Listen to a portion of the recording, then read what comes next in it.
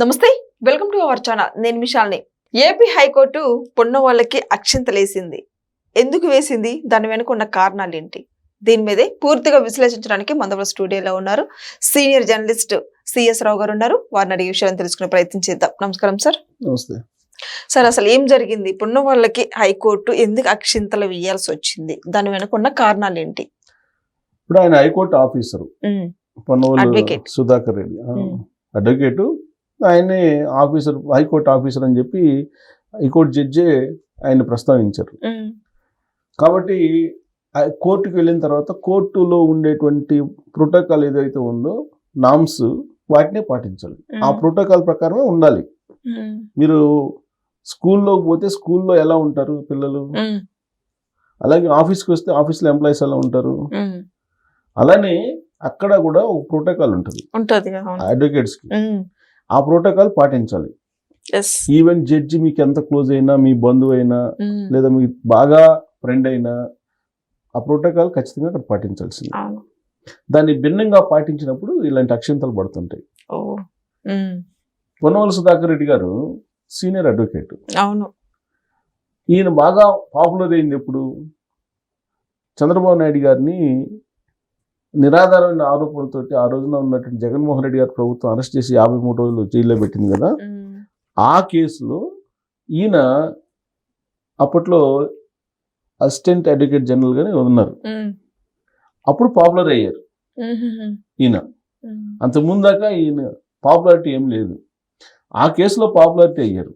సరే, ఆ కేసు ఎందుకు పాపులారిటీ అయ్యారు? ఆ కేసులో చంద్రబాబు నాయుడు గారికి బెయిల్ లేకుండా చేసింది ఈయనేనా? సుప్రీంకోర్టులో కూడా వెళ్ళి ఈయన వాదనలు వినిపించడం, ఈయన ఆ సుప్రీంకోర్టు లెవెల్కి మాట్లాడుకోవటం ఈయన గురించి, ఇవన్నీ కూడా అప్పుడు నడిచింది. అప్పుడు ఎందుకు నడిచింది అని అంటే ప్రభుత్వం ఉంది కాబట్టి. సో ఇది ఓపెన్ సీక్రెట్. కానీ ఆ తర్వాత ప్రతిపక్షంలోకి వచ్చిన తర్వాత ఇదే పొన్నవోలు సుధాకర్ రెడ్డి గారు కేసు టేకప్ చేస్తే వచ్చేటువంటి బెయిల్ కూడా రాదు అని చెప్పి ఒక ముద్ర పడిపోయింది ఆయన మీద. ఎందుకు? వైఎస్ఆర్ కాంగ్రెస్ పార్టీ సంబంధించినటువంటి కొంతమంది లీడర్లు అక్రమాలకు పాల్పడినటువంటి వాళ్ళని, అలాగే సోషల్ మీడియాలో అనుచితంగా మాట్లాడినటువంటి వాళ్ళని అనేక మందిని కూటమి ప్రభుత్వం అరెస్ట్ చేసింది. ఈ అరెస్ట్ చేసినటువంటి క్రమంలో కేసుల్ని ఆల్మోస్ట్ పొన్నవోలు సుధాకర్ రెడ్డి గారే టేకప్ చేశారు. ఒక్కరికన్నా బెయిల్ వచ్చిందా? లేదు, రాలా.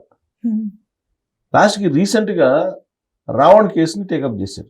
అప్పుడు దాకా అనేక మందికి బెయిల్స్ వచ్చినాయి. ఎవరు? శ్రావణ్ ఉండి ఆయన టేకప్ చేశారు ఆ కేసులన్నింటినీ. మిగతా వాళ్ళందరికీ బెయిల్ వచ్చింది. రావణ్ విషయంలో పొన్నవోలు సుధాకర్ రెడ్డి గారు డీల్ చేశారు. ఇప్పుడు కూడా జైల్లో ఉన్నాడు రావణ్. ఇలాంటి ఒక అభిప్రాయం ఆయన మీద ఉంది. అది అలాంటి అభిప్రాయము గాసిపా లేకపోతే నిజమా అని అంటే మనం అది నిర్ధారించలేం. కానీ బట్ అలాంటిది ఇప్పుడు రాజకీయాల్లో బహుశా ఆయన మీద ఒకవేళ ప్రత్యర్థులు అలాంటి గాసిప్ కూడా లేపి ఉండొచ్చు. కానీ హైకోర్టులో బుధవారం రోజు వ్యవహరించినటువంటి తీరును బట్టి చూస్తే, జడ్జి చేసినటువంటి వ్యాఖ్యలను పరిగణలోకి తీసుకుంటే ఏదైతే ఆయన గురించి వినిపిస్తుందో అది నిజమేనేమో అనిపిస్తుంది.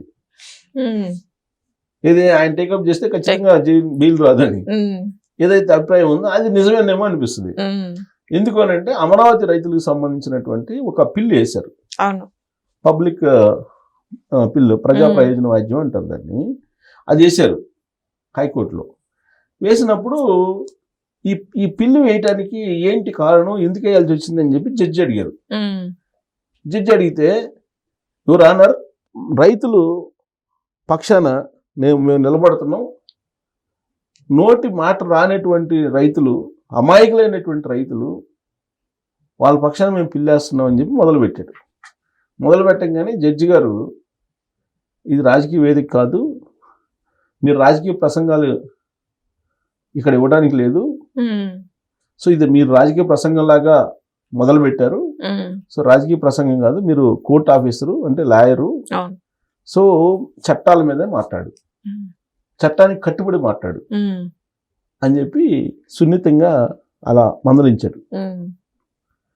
మందలించిన తర్వాత ఆ పిల్లి మీద అసలు పిల్లి ఎందుకు వేశారని అడిగారు.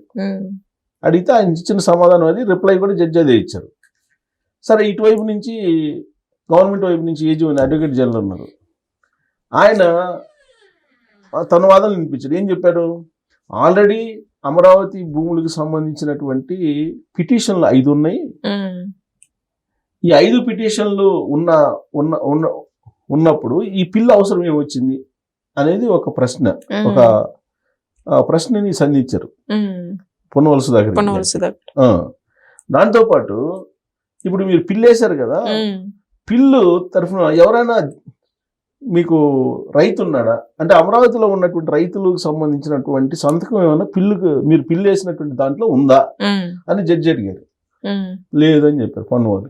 అంటే అమరావతి రైతులు పక్షాన మీరు నోరు లేనటువంటి రైతుల పక్షాన మేము నేను పిల్లేసానని చెప్పాడు ఆయన. దీంట్లో రైతులు ఎవరైనా ఉన్నారా సంతకాలు పెట్టిన వాళ్ళు, పిల్లి సంతకం పెడతారు కదా అని అంటే ఎవరు లేరు. మరి రైతులు ఎవరు లేకుండా మీరు పిల్లే వేయటం అని అంటే అవసరం ఏమొచ్చింది? ఆల్రెడీ 5 పిటిషన్లు రైతులే వేస్తున్నారు కదా, 5 పిటిషన్లు.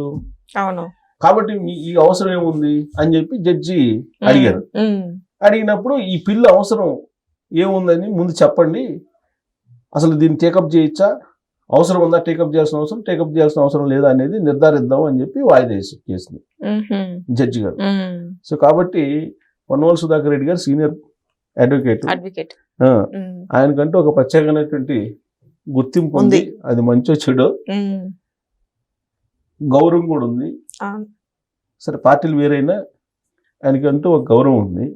కానీ ఆయన అడ్వకేట్ పరిధిని మించి వ్యవహరించి అక్షంతలు వేయించుకున్నారు. అంటే జగన్మోహన్ రెడ్డి సపోర్ట్ ఉంటే ఇట్లా అక్షంతలు వేయించుకోవడం తప్పదంటారు. మేబీ ఉండొచ్చు. జగన్మోహన్ రెడ్డి గారి యొక్క అభిమానాన్ని చూరగొనడానికి బహుశా ఇలాంటి ప్రవర్తన ఏమన్నా ఉండి ఉంటుందేమో. అందుకే జడ్జి గారు ఆదిలోనే అక్షంతలు వేశారు ఆయనకి. Thank you sir.